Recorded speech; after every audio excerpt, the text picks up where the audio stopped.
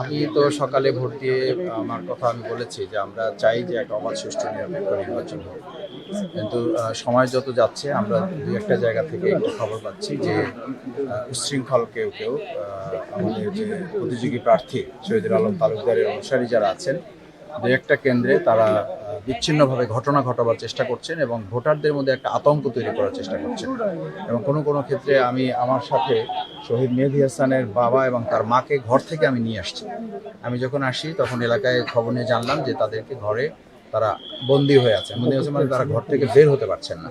আমি তাদেরকে, আমার পিছনে ম্যাজিস্ট্রেটেরও গাড়ি ছিল, আমি ম্যাজিস্ট্রেটকে বললাম, ম্যাজিস্ট্রেট বললো যে ঠিক আছে আপনারা ওনাদেরকে সহযোগিতা করেন, আমরা খবর রাখতেছি। তো আমি গাড়িতে করে ওনাদেরকে নিয়ে আসছি। তো এইটা তো ভোটের চিত্র হওয়ার কথা না, আমাদের এটা দুর্ভাগ্যজনক। আমি মনে করি এখন পর্যন্ত যেটা বিচ্ছিন্ন ঘটনা এটা ঠিক হয়ে যাওয়ার কথা।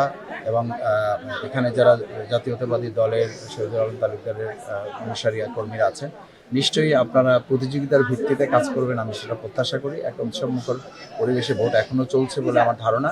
সেক্ষেত্রে দুই চারটা বিচ্ছিন্ন ঘটনা যা ঘটতেছে সেটা যাতে না ঘটে, আমি প্রশাসনকেও আহ্বান জানাবো তারা যেন স্ট্রংলি এটা মেনটেন করেন এবং শক্ত হাতে যেন এই দুষ্কৃতিকারীদের ব্যাপারে তারা পদক্ষেপ গ্রহণ করেন।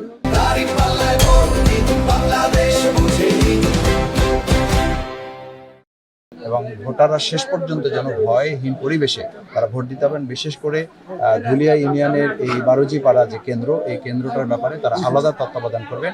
ধুলিয়ার ৯ নম্বর কেন্দ্র আমরা শুনছি সেখানেও ভয়ভীতি দেখানো হচ্ছে। এজেন্ট দিতে পারেন, এজেন্ট দিতে দেন এরকম ঘটনা? না না না, এজেন্ট আছে আমাদের সব জায়গায়, এজেন্ট আছে আমাদের সব জায়গায়, তারা সেখানে বসছেন, কিন্তু তারা সবচেয়ে সংকটটা তৈরি করতেছেন ভোটারদেরকে ডিস্টার্ব করতেছেন।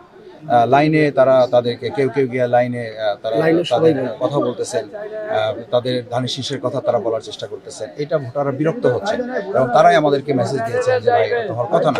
কিন্তু প্রশাসন যারা আছে তারা আবার কোনো কোনো ক্ষেত্রে কিছুটা দুর্বলতা দেখাচ্ছেন। আমরা দেশপ্রেমিক সেনাবাহিনী যারা আছেন তাদেরকে আমরা জানিয়েছি, তারা বিষয়টা শক্তভাবে দেখতেছেন। আমরা আশা করি যৌথ বাহিনী যারা আছেন, স্ট্রাইকিং ফোর্স এখানে আছেন, মোবাইল টিম আছেন, তারা সমন্বিত উদ্যোগের ভিত্তিতে একটা কার্যকর পদক্ষেপ নিয়ে আশা করি বাউফলের একটা শেষ পর্যন্ত 4:30 পর্যন্ত অবাধ সুষ্ঠু নিরপেক্ষ নির্বাচন হবে। বারুজিপাড়া এখানে যারা আছেন আমি তাদের সবাইকে সহ আমার বাউফলের সকল প্রতিদ্বন্দ্বী প্রার্থী যারা আমরা আছি, আমরা সবাই মিলে আমরা চেষ্টা করি একটা অবাধ সুষ্ঠু নিরপেক্ষ নির্বাচন অনুষ্ঠানে সহযোগিতা করার জন্য।